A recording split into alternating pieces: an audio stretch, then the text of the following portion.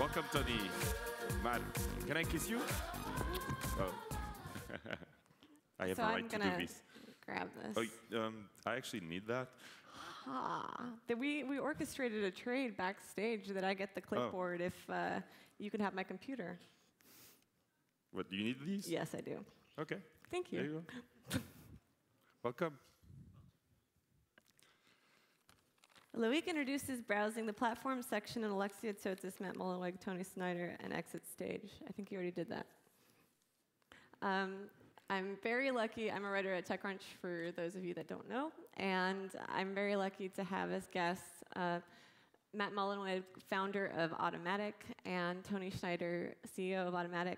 Automattic is the company behind WordPress.com, Akismet, Poll Daddy, Intense Debate, Gravatar, VideoPress, After the Deadline, and WordPress VIP hosting. Matt, can you talk a little about your vision for blogging from 2003, where you founded WordPress? Here, sorry. From 2003, where you founded WordPress.org, to 2005, where you founded Automattic, and now 2010, where we're all too busy Twittering to post a blog, apparently. So 2003 was interesting because I really just wanted software for my own blog. I was blogging myself. I wanted to have photos. There was really no JavaScript at the time in WordPress. The first version of WordPress was very much a document model. By the time 05 started, like Gmail, Outpost, a few other things had happened, and people were really starting to think about web applications as applications. So that, combined with the plugin system and theme system for WordPress, started to mean people were using WordPress for ever more powerful things I never would have imagined, including using it for more than just a blog. So sort of, call it 05 to 08 was really interesting because WordPress became a CMS, not because we added a bunch of kitchen sink CMS features, but because now more than half the new people using WordPress every day use it to power their entire website, not just their blog. And that's been a pretty cool trend. Can you talk a little about the intricacies between WordPress.org and WordPress.com? I know that you recently gave the trademark WordPress to the WordPress Foundation. What were the motivations behind that decision? Sure. That was kind of a tricky one because, WordPress.org started as an open source project, and still is to this day. You go to WordPress.org, you download the software. It's completely GPL and free and open source. But sort of where we were in 05-ish is I was like, WordPress was starting to get more popular, but it wasn't really sure what would take it to the next level. Like, we saw the software that was pretty good, but you had to know FTP and PHP and all this sort of stuff to get it running. So, like, what if we can make it one-click simple? What'll happen? And we called that WordPress.com. And the good news is the experiment went well. There's been a lot of people, millions and millions of people who started blogging since then. But there was always this sort of dichotomy where we had these two things called WordPress. So what we wanted to do, it was tricky as a company because obviously WordPress is an incredibly valuable trademark. It's grown very prominent over the past few years. What we did is we really looked at it, and I give credit to Toni here for really working with the board on everything, and said, well, this started in the open source, and really, if we want this to be something that's bigger than Automattic, that lots of companies use, that outlives us all, it really belongs in a nonprofit foundation. So we went through all the work and everything to actually take the trademark from Automattic and donate it to the WordPress Foundation. What are some of the challenges of trying to build a viable business off something that is open sourced? Business person? Oh, sure.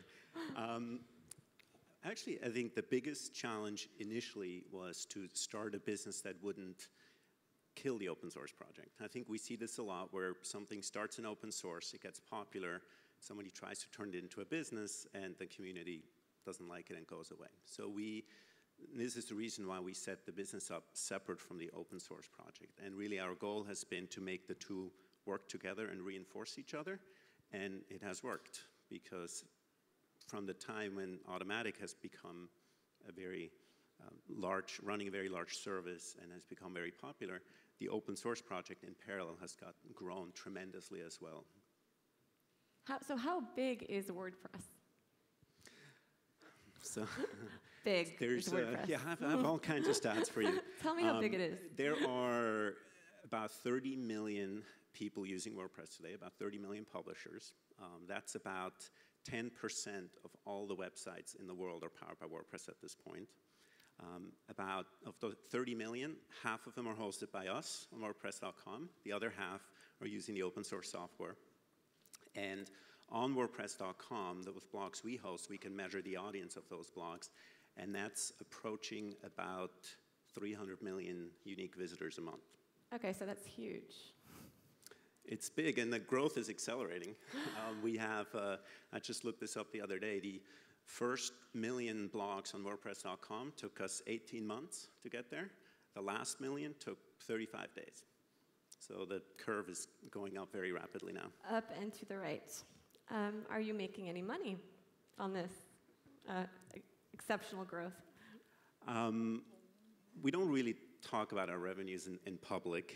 We've been focusing on growth, both our team and our audience, and really investing in the infrastructure to make all that happen, and growing a company to make all that happen. So we haven't been focused on revenues. We will be in the coming years, but what we usually tell people is that we're break even. Okay, so you're breaking even. How big is your team? We have 74 people right now. 74 people. So that's about $1 million in revenue a month, correct? Estimate using the 12,000 to employee rule. The more interesting thing, I think, is that No. well, we haven't really figured out. Blogging hasn't really seen its AdWords yet, right? We don't know what that is. And so while we have revenue, while we're breaking all this, we're growing things, you haven't found that sort of breakout product success yet. And I think that's still what we're figuring out as a company as well. We have this thing that a lot of people love. Like, do we have WordPress users here in the audience? You WordPress users? All right. Nice. Especially this section. We have something people love, and I think that's a good baseline. And so we just need to make that better and better every day. And over time, we'll figure out where we provide the most value that is commensurate commercially. So most of those revenues in the ballpark of $1 million, they're coming from WordPress VIP hosting. I know TechCrunch is on it. No? No. How does that fit anything? with your monetization? Yeah, I can talk about that. So most of our revenue comes from WordPress.com. That's our main product. As you said in the introduction, we have a bunch of other products. They're making money as well. And our main revenue model is premium services. So people, they can start a blog for free, and then we have services to buy a domain, to buy more storage for your blog, to buy spam protection, all kinds of different upgrades. And so that's our main business model. And then at the very high end of those premium services, what we call VIP hosting. So what TechCrunch is on, for example, where we run large media sites properties. So we run blogs for CNN and companies like that. Sylvester Stallone is on WordPress. Yeah, he is. I read that on your blog. So why have you never been acquired? I know you had an offer from Velocity a couple years ago, but haven't heard any news about that since. Our goal is not to be acquired, so that's probably a good reason, first and foremost. We're also kind of a quirky little company. We're a technology company that gives away all its intellectual property. We're distributed, so the 74 people, I think, are in 66 different cities around the world. We're a little odd in a lot of ways, but long term, our hope is that we can find revenues and growth to the point where we don't need to be acquired, because I feel like the web really does need a strong, independent voice here for publishing, if nothing else. Because if you look at it, I've been fascinated with this sort of adjacent possibilities theory. And part of that is when WordPress came into existence, there was no alternative. There was no open source alternative that did everything that the proprietary systems did. And so if it wasn't WordPress, I actually believe that some other open source CMS would have filled that space. And it's the same thing today. We're back in this cycle where everything's becoming closed again. AOL keywords are back, the equivalents, modern day. And the web needs something open. And the fascinating thing is, if you look at this as a whole, we were talking about this with traffic the other day. Like, the top referrers for a lot of the big sites are Facebook, Twitter, everything like that. But if you look at that, there's an other that often has 4x, 5x what Facebook will send in a day in terms of traffic.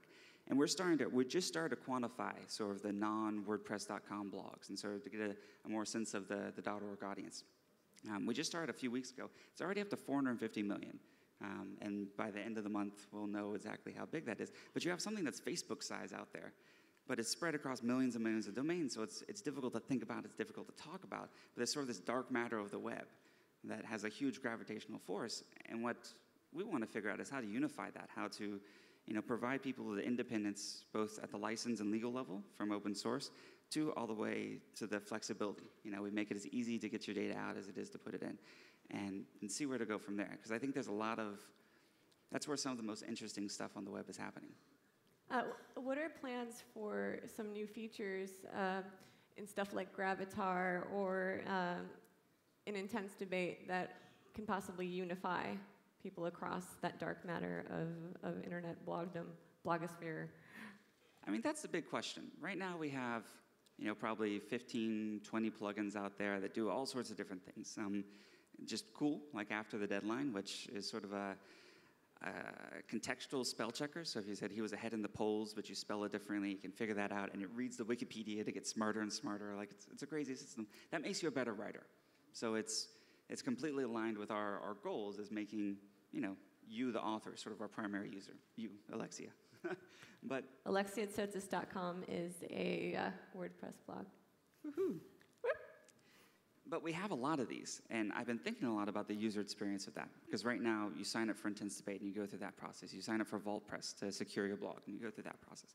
I'm wondering if there's something where we can sort of put all this together and just provide just more of like I don't want to call it an app store experience because it's not that at all, but just something where you have something you can drop in your WordPress that just adds all this really cool stuff that we've built, especially for WordPress.com. So there's really no difference between WordPress.com and WordPress.org in terms of the features you get. Because right now there's trade-offs. Like .org, you have plugins and themes, whatever you want. On .com, you get Facebook Connect and Twitter Publicize and like all these other cool things that, quite honestly, are difficult to do in a completely distributed fashion. So at heart, I'm a distributed guy, but I think some of this, like search is a good example.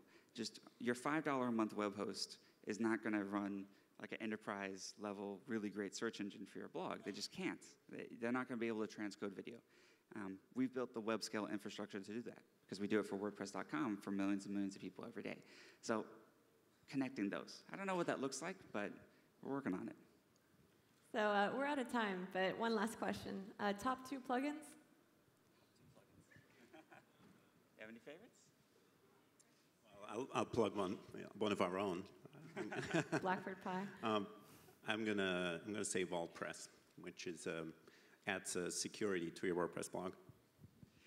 I think my favorite is called WP. I believe it's called WP Typography, which is so WordPress. I started coding because of curly quotes essentially, like when you type the prime and double prime mark on your keyboard, and it's not a real quote.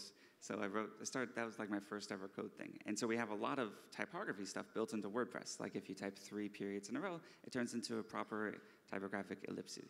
And if you do space, dash, dash, space, it turns into an M dash, things like that. But there's this one that goes like above and beyond. Like it takes, for example, it inserts non-breaking spaces between the last 2 words of your title so you don't have a widow. You don't have one word all on its own in the title, which drives me nuts. So I love that there's people in the WordPress community who are even more anal than I am.